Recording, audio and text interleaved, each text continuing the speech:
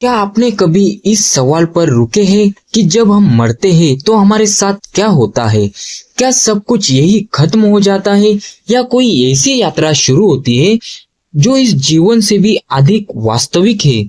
रामकृष्ण परमहंस जो स्वयं ईश्वर की अनुभूति थे, जिनके लिए मृत्यु कोई रहस्य नहीं थी बल्कि एक द्वार था आत्मा के उड़ने का, उन्होंने एक बार कहा, मृत्यु कोई अंत नहीं, ये तो आत्मा के लिए नया जीवन है। जैसे दिया बुझता है पर उसकी लो अग्नि में मिल जाती है। परमहंस कहते हैं, जिस क्षण हम मृत्यु को छूते हैं, हम शरीर नहीं रहते, हम मैं नहीं रहते, हम उस साक्षी बन जाते हैं जो सब कुछ देख रहा होता है, अपने ही शरीर को छोड़ते हुए। जब विवेकानंद उस समय नरेंद्रनाथ ने उनसे पूछा, गुरुदेव क्या मृत्यु के बाद जीवन है? तो रामकृष्ण ने मुस्कुराकर कहा, बेटा, मृत्यु केवल उन लोगों के लिए है जो सोचते हैं कि ये शरीर ही सब कुछ है, पर जो आत्मा को जान लेता है वो जानता है कि वो कभी नहीं मरता। तो क्या मृत्यु एक अंत है या आत्मा के लिए एक जागरण? आइए रामकृष्ण की दृष्टि से इस यात्रा में प्रवेश करें, जहां मृत्यु नहीं, मोक्ष का द्वार खुलता है। मृत्यु के क्षण में आत्मा क्या अनुभव करती है? जब मृत्यु निकट आती है तो आत्मा की यात्रा शुरू होती है, पर ये यात्रा बाहर नहीं, भीतर की ओर होती है। रामकृष्ण परमहंस कहते हैं, मरते समय 5 तत्व पृथ्वी, जल, अग्नि, वायु और आकाश एक एक करके शरीर से संबंध तोड़ते हैं और आत्मा धीरे धीरे स्वतंत्र हो जाती है। पृथ्वी तत्व का वियोग, शरीर भारी लगने लगता है, हाथ पैर सुन्न होते हैं, आदमी समझ नहीं पाता कि अब वो हिल क्यों नहीं पा रहा है, लेकिन आत्मा देख रही होती है, शरीर अब उसकी नहीं सुन रहा। जल तत्व का वियोग, मुंह सूख जाता है, आंखों से नमी चली जाती है, आत्मा पहली बार महसूस करती है कि अब भावना भी दूर हो रही है। अग्नि तत्व का वियोग, शरीर का तापमान गिरने लगता है, वो गर्मी जो मैं होने का एहसास देती थी धीरे धीरे लुप्त हो जाती है। वायु तत्व का वियोग, सांसें धीमी पड़ती है, कभी गहरी, कभी उथली और फिर एक अंतिम सांस। आकाश तत्व का वियोग, अब चेतना, जिसे हम माइंड कहते हैं, शरीर से अलग हो रही होती है। आत्मा को पहली बार एक प्रकाश दिखता है, एक ऐसा प्रकाश जो शब्दों में नहीं बताया जा सकता। रामकृष्ण परमहंस कहते हैं, ये वही प्रकाश है जहां से आत्मा आई थी। आत्मा अब ऊपर उठ रही है, शरीर नीचे छूट गया है, पर कोई डर नहीं है, कोई दुख नहीं, बल्कि एक अनजाना पर शुद्ध आनंद है। जैसे कोई पिंजरे से उड़ता है, वैसे ही आत्मा इस देह को छोड़ती है परम शांति की ओर। तो क्या मृत्यु एक बंधन से मुक्ति है या किसी और अनुभव का प्रारंभ? मृत्यु के तुरंत बाद आत्मा क्या देखती है? मृत्यु के बाद जब आत्मा शरीर से अलग हो जाती है, तब वो कौन सी पहली चीज देखती है? एक शून्य या एक प्रकाश? सूक्ष्म शरीर की पहचान। रामकृष्ण परमहंस बताते हैं कि मृत्यु के बाद आत्मा को तुरंत अपने स्थूल शरीर की याद नहीं रहती, वो अपने सूक्ष्म शरीर में प्रवेश कर जाती है, जहां ना भूख है, ना प्यास, ना दर्द, लेकिन चेतना जागृत रहती है। आत्मा अपने मृत शरीर को देखती है और पहली बार उसे ये अनुभव होता है कि मैं वो नहीं हूँ जो नीचे पड़ा है। शुरू होती है पहचान से परे की यात्रा। रामकृष्ण कहते हैं, आत्मा एक ऐसी सुरंग से गुजरती है जो अंधेरे और प्रकाश के बीच की सीमा है। इसका अनुभव वैसा ही होता है जैसे कोई गहरी नींद से धीरे धीरे जागे। वो प्रकाश जो आत्मा देखती है वो बाहरी नहीं, अंदर का होता है, और कभी कभी वही प्रकाश उसका इष्ट बनकर प्रकट होता है। भक्त आत्माओं के लिए ये प्रकाश राम हो सकता है, कृष्ण हो सकता है या माँ काली, पर जिनकी श्रद्धा नहीं है उनके लिए ये सिर्फ एक तेज रोशनी है जिससे वो डर जाते हैं। मृत्यु के तुरंत बाद आत्मा को सबसे गहरा जो अनुभव होता है वो है मैं अब अकेला हूँ परंतु पूर्ण हूँ। ये अकेलापन भौतिक नहीं है, ये एक अलौकिक स्वतंत्रता है।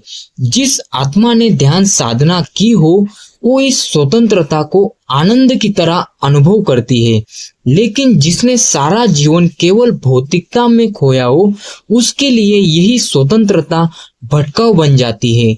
परमहंस कहते हैं मृत्यु के बाद आत्मा का पहला अनुभव उसके अंतिम भाव और श्रद्धा से जुड़ा होता है। जैसा भाव लेकर तुम मरे वैसे ही दुनिया तुम्हें वहां मिलेगी। तो मृत्यु के बाद आत्मा सबसे पहले देखती है स्वयं को, ईश्वर को या अज्ञानता को। वो कौन सा अनुभव होगा यह तय करता है तुम्हारा जीवन का अंत समय। मृत्यु के बाद आत्मा कहाँ जाती है? क्या वह स्वर्ग के दरवाजे पर पहुंचती है या किसी नए जीवन की प्रतीक्षा में धरती के पास ही भटकती है? रामकृष्ण परमहंस कहते हैं जिस आत्मा ने जीवन भर ईश्वर को पुकारा वह मृत्यु के बाद सीधे अपने इष्ट लोक में पहुंचती है। ये देवलोक या विष्णुलोक हो सकता है या वह चेतन अवस्था जहां आत्मा को पुनर्जन्म की आवश्यकता नहीं रहती। साधारण आत्माओं की गति पितृलोक। वेद और उपनिषद बताते हैं कि जो आत्माएं धार्मिक रही लेकिन ब्रह्म ज्ञान नहीं पाया वो पितृलोक जाती है। पितृलोक एक प्रतीक्षालय की तरह है जहां आत्माएं पुनर्जन्म के योग बनने तक रहती है। पितृलोक कोई स्थायी जगह नहीं है, यह सिर्फ अगले जन्म की तैयारी है।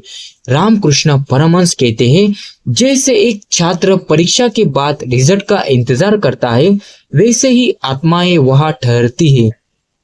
पुनर्जन्म कैसे मिलता है? नया जीवन और फिर आता है पुनर्जन्म। यदि आत्मा ने अभी तक आत्मज्ञान नहीं पाया तो उसे फिर से धरती पर आना पड़ता है, लेकिन यह पुनर्जन्म केवल सजा नहीं होता, यह एक और अवसर होता है ईश्वर को जानने का। रामकृष्ण कहते हैं पुनर्जन्म केवल कर्मों का फल नहीं है, यह ईश्वर की कृपा भी है कि आत्मा को फिर एक बार मिलने का मौका मिले। लेकिन जिनकी इच्छाएं अपूर्ण है, जो मृत्यु को स्वीकार नहीं कर पाए, वो आत्माएं धरती पर ही भटकती रहती है। इन्हें प्रेत योनि कहा जाता है। यह न तो पितृलोक जाती है न ही पुनर्जन्म पाती है जब तक कोई उन्हें मुक्ति की प्रार्थना न दे। रामकृष्ण कहते हैं सच्ची प्रार्थना और श्राद्ध से भी आत्माओं को गति मिल सकती है।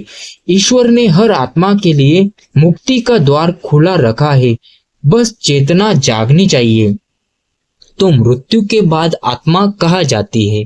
वो इस पर निर्भर करता है कि तुमने जीवन में क्या चाहा, ईश्वर को या संसार को। जैसी चाह वैसी गति, और गति ही बनाती है आत्मा की अगली यात्रा का मार्ग। क्या आत्मा को पीड़ा होती है मृत्यु के बाद? देह चली गई, शरीर पंच तत्वों में लीन हो गया, पर आत्मा अब कहाँ है? क्या वह मौन है या कुछ अनुभव कर रही है? रामकृष्ण परमहंस कहते हैं मृत्यु के ठीक बाद आत्मा को झटका लगता है। वो कुछ क्षणों के लिए भ्रमित होती है, जैसे कोई अचानक नींद से जागे। शरीर से संबंध टूटते ही आत्मा एक सूक्ष्म शरीर में प्रवेश करती है जिससे वह सब अनुभव करती है, पर समय, स्थान और भाषा के पार। पीड़ा कैसे होती है, शरीर को या आत्मा को? उपनिषदों में कहा गया है आत्मा अजर, अमर और निर्विकार है, पर रामकृष्ण परमहंस ये भी कहते हैं यदि आत्मा अज्ञान में है तो उसे मृत्यु के बाद भी अपने मोहों की पीड़ा बनी रहती है। एक माँ जो अपने बच्चों के मोह में है, या एक व्यापारी जो अपने धन को लेकर चिंतित है, ऐसी आत्माएं मृत्यु के बाद भी उसी पीड़ा में जीती है जब तक उन्हें विरक्ति ना मिले।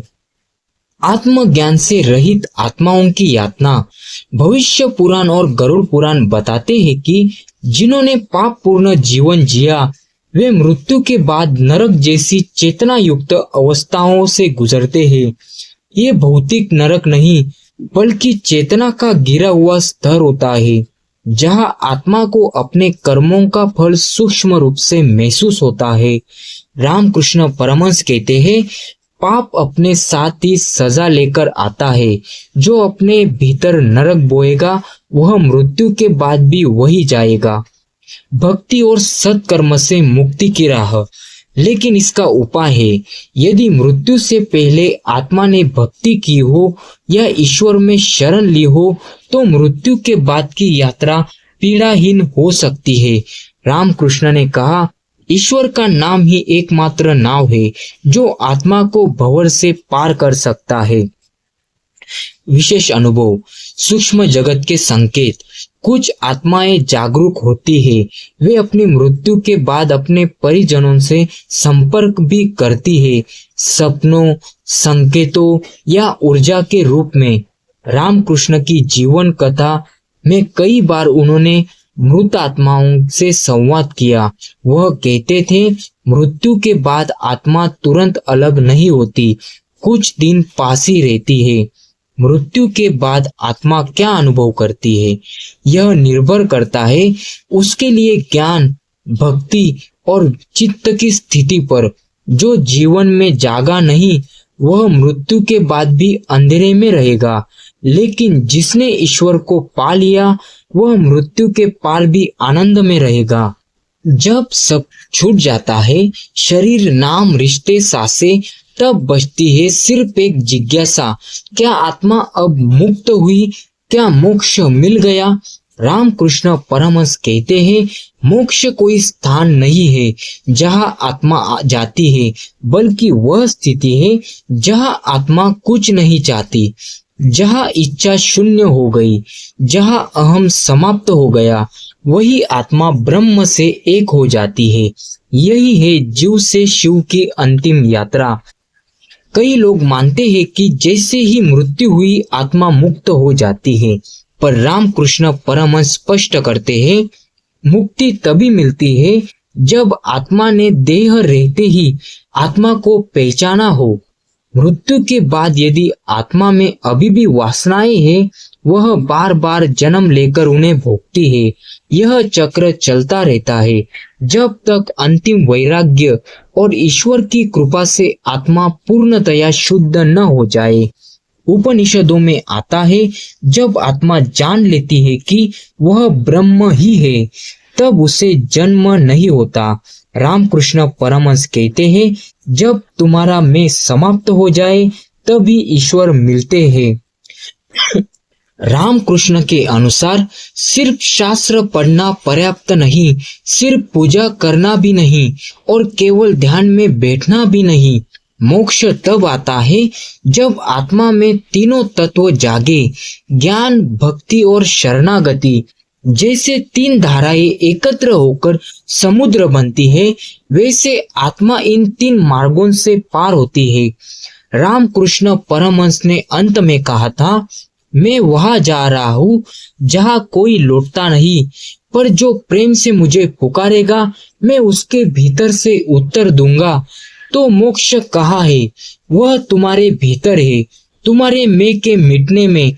और रामकृष्ण कहते हैं, जिसने अपने भीतर ईश्वर को देखा उसके लिए मृत्यु भी एक उत्सव है। और यही है आत्मा की अंतिम यात्रा, जहाँ प्रश्न भी शांत हो जाते हैं और आत्मा भी। प्रिय आत्माओं, हम सब एक न एक दिन उस रहस्यमय यात्रा पर निकलेंगे जहाँ यह शरीर नहीं रहेगा, नाम नहीं रहेगा, पर आत्मा वह तब भी जागेगी। रामकृष्ण परमहंस ने केवल मृत्यु को नहीं समझा, बल्कि आत्मा की उस अनुभूति को जीकर बताया जहाँ मृत्यु भी एक परिवर्तन है, पुनर्जन्म से मुक्ति का द्वार। तो सवाल यह नहीं कि मृत्यु के बाद क्या होता है, बल्कि यह है कि आज अभी हम क्या कर रहे हैं। क्या हम चेतना को जगा रहे हैं या बस जीवन को खो रहे हैं? यदि आज की यह यात्रा आपके अंतर मन को छू गई हो तो इसे सिर्फ देखने के तक सीमित न रखें, इसे अपनी साधना का हिस्सा बनाए। और यदि आप ऐसे ही गूढ़, गहरी और कभी न पूछे गए प्रश्नों के उत्तर चाहते हैं तो इस चैनल से जुड़े रहे। यह हर वीडियो आपकी आत्मा को एक कदम ईश्वर की ओर ले जाता है। सब्सक्राइब करें, बेल आइकॉन दबाएं और कमेंट में बताएं आपको इस यात्रा का कौन सा हिस्सा सबसे अधिक छू गया। यही है आत्मा की यात्रा रामकृष्ण परमहंस की दृष्टि से। तो बोलो जय माँ काली, जय श्री रामकृष्ण परमहंस।